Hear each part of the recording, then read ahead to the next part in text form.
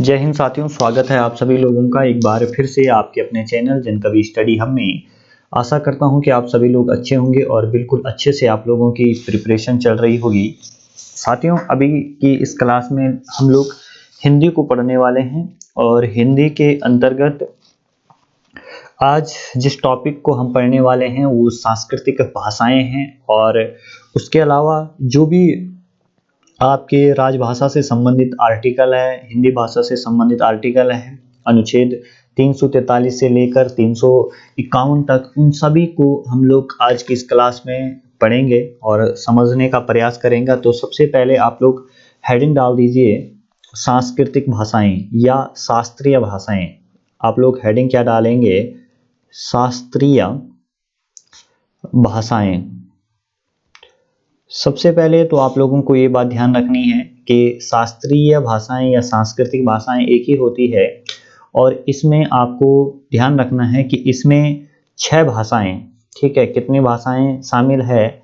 6 भाषाएं शामिल हैं। और वो 6 भाषाएं कौन कौन सी है? पहली है तमिल। पहली कौन सी है? तमिल।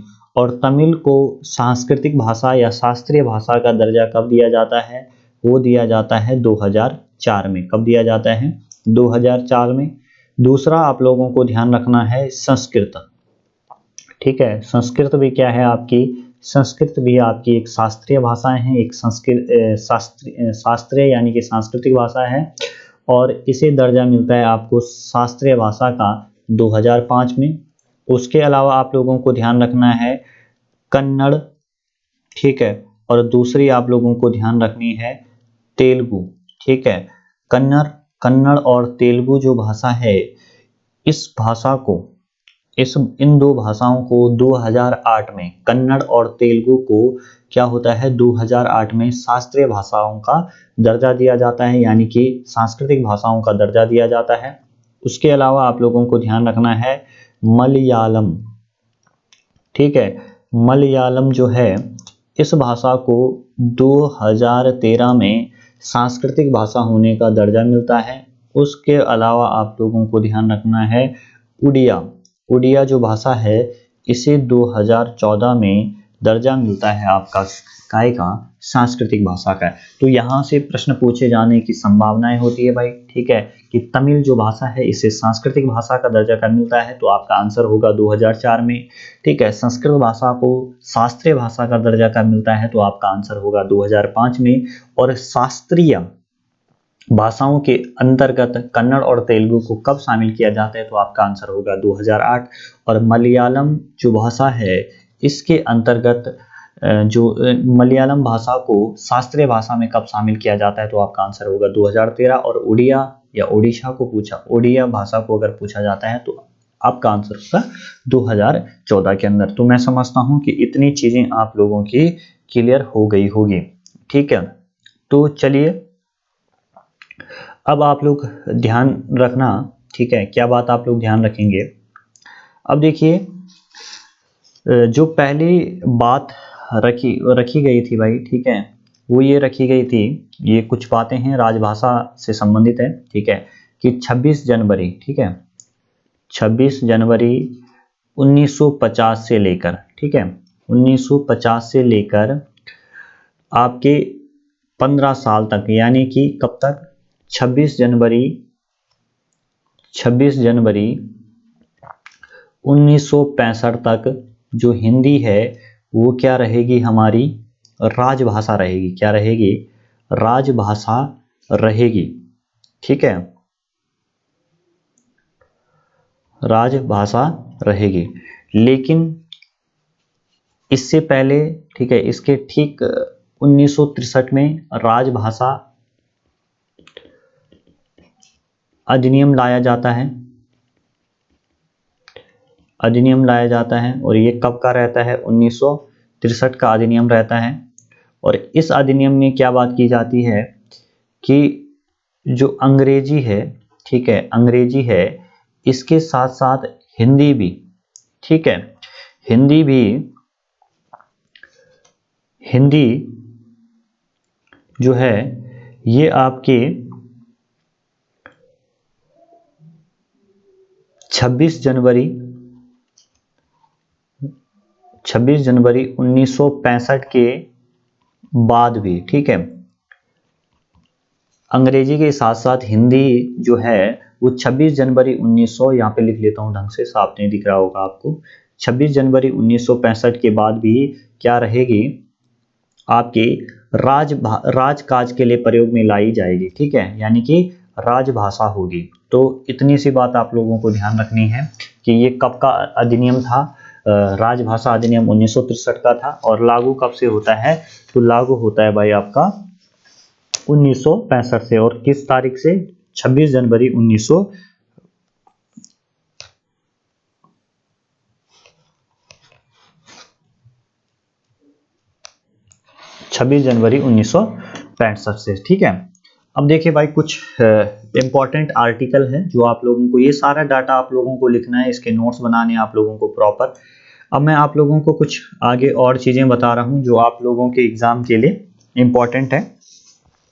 तो कुछ आर्टिकल हैं आप लोगों के लिए जो हिंदी भाषा से संबंधित है, ठीक है। तो देखिए, सबसे पहले कहाँ से कहाँ तक आपको आर्टिकल ध्यान रखने हैं। आपको ध्यान रखना है अनुच्छेद 343 से लेकर और अनुच्छेद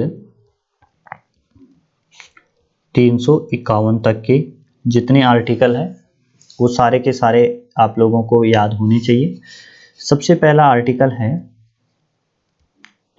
अनुच्छेद नंबर 343 का 1, ठीक है। इसमें क्या बात कही गई है, इसमें बात कही गई है भाई कि जो हिंदी है, हिंदी जो किस में है, देवनागरी लिपि में है, ये संघ की क्या होगी, राजभाषा होगी, ठीक है। संघ की क्या होगी, राजभाषा होगी। ये किस में लिखा गया है, ये लिखा गया है 343(1) में, ये लिखी गई है ये बात। उसके बाद आपसे पूछा जाता है कि 300, इसके बाद आता है 343 आर्टिकल है दूसरा, अनुच्छेद 343(2). इसमें कौन सी बात लिखी है, इसमें लिखी गई थी बात कि 15 साल तक, ये पहले लिखी गई थी, ठीक है, तक अंग्रेजी हिंदी के साथ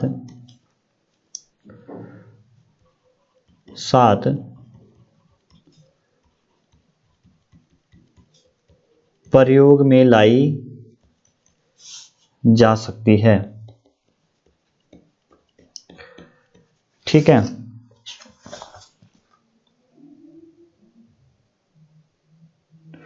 माफ कीजिएगा, जब मैंने आप लोगों को ये बताया था बात, ठीक है, यहाँ पे आप लोग ध्यान रखना, यहाँ पे मैंने आपको एक चीज बताई थी, ठीक है, कि राजभाषा अधिनियम में क्या बातें थी, ठीक है। तो आप लोगों को यहाँ पर ध्यान रखना है थोड़ा कि ये जो राजभाषा अधिनियम था ये था अंग्रेजी भाषा को लेकर, ठीक है। कि अंग्रेजी भाषा को लेकर क्या था कि जो अंग्रेजी है ये राजभाषा केवल कब तक रहेगी, 26 जनवरी 1965 तक रहेगी, ठीक है। लेकिन राजभाषा अधिनियम 1963 में आता है, तो उसमें क्या बोला जाता है कि अंग्रेजी जो है वो हिंदी के साथ साथ राजकाज की भाषा आगे भी प्रयोग में लाई जाएगी, ठीक है। और ये लागू कब से होती है, 26 जनवरी 1965 से, ठीक है। तो ये बात आप लोगों को यहाँ पर ध्यान रखनी है। तो यहाँ पर क्या है, अनुच्छेद 343(2) में क्या है, 15 साल तक अंग्रेजी हिंदी के साथ साथ प्रयोग में लाई जा सकती है। उसके बाद है जो महत्वपूर्ण आर्टिकल है वो है आपका अनुच्छेद नंबर 344। अब इस अनुच्छेद में क्या कहा गया है भाई, ठीक है, इसमें कहा गया है कि अनुसूची 8 में शामिल भाषाओं के लिए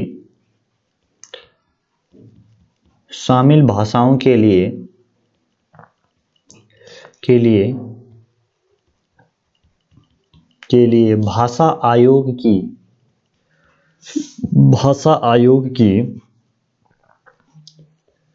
की भाषा आयोग की राष्ट्रपति के द्वारा नियुक्ति, राष्ट्रपति के द्वारा नियुक्ति। ठीक है। आर्टिकल 344 में क्या कहा गया है कि अनुसूची 8 में जितनी भी भाषाएं शामिल है उनके लिए भाषा आयोग की जो नियुक्ति है वो राष्ट्रपति के द्वारा की जाएगी। क्लियर है। उसके अलावा आप लोगों को ध्यान रखना है अनुच्छेद 345 का, अनुच्छेद 345 में क्या कहा गया है, राज्य, ध्यान से देखना आप लोग, राज्य की राजभाषा के बारे में। ठीक है। राज्य की राजभाषा के बारे में कहा गया है। ठीक है कि राज्य की क्या हो सकती है, अपनी राजभाषा हो सकती है। जैसे अपना उत्तराखंड है तो उत्तराखंड भी की क्या है, 2 राजभाषा है, एक तो हिंदी है भाई, ठीक है, और दूसरी कौन सी है, दूसरी संस्कृत है। ठीक है, क्योंकि संस्कृत क्या है, देवों की भाषा है। उसके अलावा आप लोगों को ध्यान रखना है अनुच्छेद 346 में क्या है, अगर ये पूछा जाता है तो अनुच्छेद 346 में क्या कहा गया है, राज्य व संघ के मध्य, राज्य और संघ के मध्य या राज्य के मध्य संचार की जो भाषा होगी उसके बारे में बताया गया है। ठीक है। उसके बाद आगे चलिए आप लोग, अनुच्छेद नंबर 347 में क्या बात है, वो है कि राष्ट्रपति द्वारा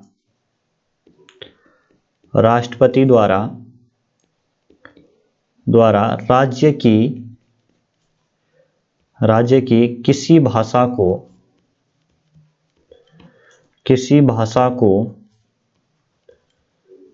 मान्यता देना। ठीक है। राष्ट्रपति द्वारा राज्य की किसी भाषा को मान्यता देना, ये किसमें कहा गया है, ये कहा गया है आर्टिकल 347 में।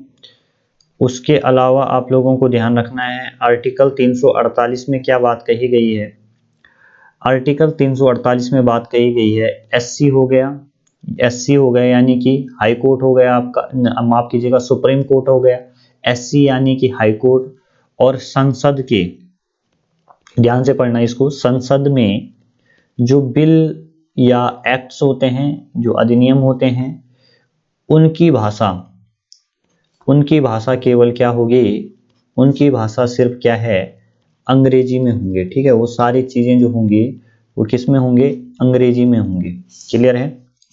उसके अलावा आप लोगों को ध्यान रखना है आर्टिकल 349 का, आर्टिकल 349 के लिए क्या है कि कानून के लिए, भाषा संबंधी जो भी कानून होंगे उसमें क्या लिखा है, कानून के लिए राष्ट्रपति की अनुमति, कानून के लिए राष्ट्रपति की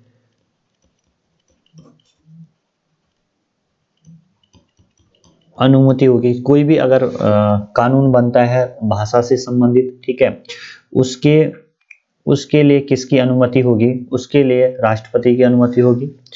उसके अलावा अनुच्छेद 350 में क्या बात है भाई, शिकायत। ठीक है। शिकायत जो है, शिकायत अगर किसी को दर्ज करानी है, शिकायत किसी भी भाषा में, शिकायत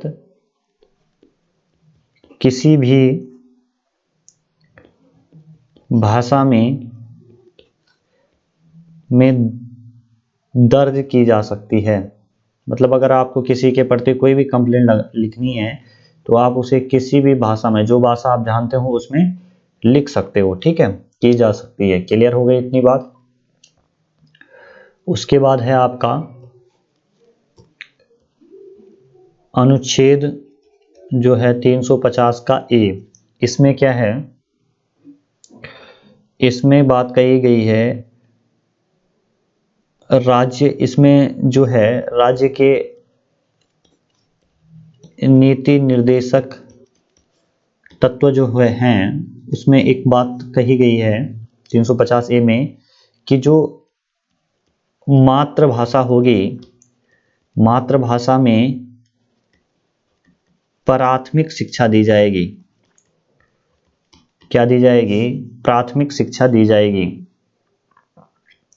उसके बाद आप लोगों को ध्यान रखना है आर्टिकल अनुच्छेद 350 के बी का, और इसमें बात कही गई है कि भाषाई जो अल्पसंख्यक लोग हैं, अल्पसंख्यकों के लिए, भाषाई अल्पसंख्यकों के लिए विशेष अधिकार दिए जाएंगे, इसकी इसमें बात कही गई है। उसके बाद आप लोगों को ध्यान रखना है अनुच्छेद 351 का। इसमें क्या बात कही गई है? संघ का कर्तव्य होगा, बहुत इंपॉर्टेंट है, कि वो क्या करे? हिंदी का प्रचार प्रसार करें, हिंदी का प्रचार प्रसार करें। तो मैं समझता हूँ कि जितनी भी बातें मैंने आप लोगों को यहाँ पर बताई वो सारी की सारी आप लोगों को समझ में आ गई होगी। ठीक है, अच्छे से आप लोगों ने देख लिया होगा। तो इस तरीके से हम लोगों ने जो ये टॉपिक था हिंदी भाषा से संबंधित जो अनुच्छेद थे वो सारा हम लोगों ने कंप्लीट कर लिया है भाई। ठीक है, किसी तरीके की कोई भी कोर कसर हमने उसमें नहीं छोड़ी है। और मैं आप लोगों से यही उम्मीद करता हूं कि आप लोग अच्छे से क्लास को देख रहे होंगे। ठीक है, अच्छे से क्लास को कर रहे होंगे। और कल आप लोगों का टेस्ट भी होना है, यानी रविवार को। ठीक है, कल या सुबह तक ये वीडियो आप लोगों के बीच अपलोड हो जाएगा। तो अच्छे से आप लोग अपनी प्रिपरेशन करते रहिए, अपने जो आने वाले एग्ज़ाम हैं उन पर फोकस रखिए आप लोग। बाकी जय हो, मिलते हैं आप लोगों को कल के सेशन में।